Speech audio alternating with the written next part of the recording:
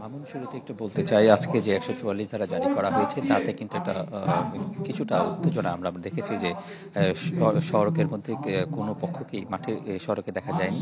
আইনশৃঙ্খলা বাহিনীর সদস্যরা তারা কিন্তু এই পরিস্থিতিটা নিয়ন্ত্রণে তারা এখন পর্যন্ত তারা এখানে সমর্থ হয়েছে।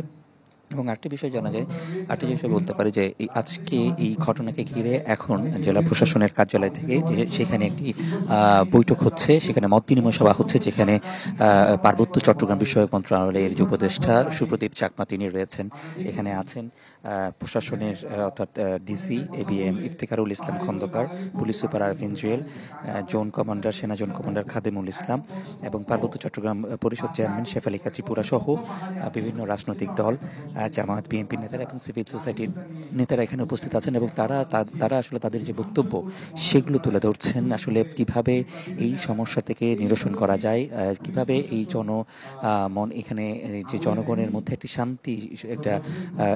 শান্তি আনা যায় এবং প্রত্যেকের সাথে যে এখানে যে সম্প্রীতির যে বন্ধন সেটি কিভাবে আবারও সমুন্নত করা যায় সেই বিষয়ে এখানে আসলে কথা বলার এখানে চেষ্টা করা হচ্ছে। এই মুহূর্তে সেই কথাগুলো শুনছেন, সার্বিক বিষয়গুলো আসলে শুনছেন। এখানে প্রশাসনের কর্মকর্তারা কিভাবে তারা আসলে এই শান্তি প্রতিষ্ঠা করবে সেই বিষয়গুলো উত্তরণের চেষ্টা, এই সংকট উত্তরণের যে চেষ্টা সেই চেষ্টাটি আসলে এখানে এই মুহূর্তে করা হচ্ছে।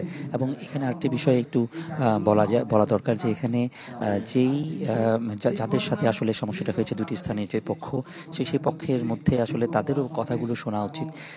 সেই জায়গা থেকেও আসলে যেমন এখানে স্থানীয় মানুষজন এসছেন এবং জম্মু যে ছাত্র জনতা তাদের প্রতিনিধির এখানে আসতে, যেহেতু তাদের কোনো প্রতিনিধি নাই, তো সেই বিষয়টি আসলে এখানে একটি ঘাটতি রয়েছে।